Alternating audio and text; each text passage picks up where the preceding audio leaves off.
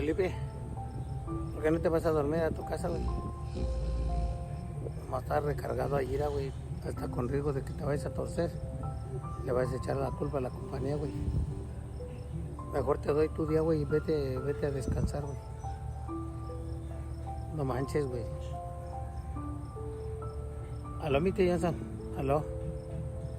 Felipe, too much have the soñation, Mr. Johnson. Too much soñation. Sleeping in the work, Mr. Johnson.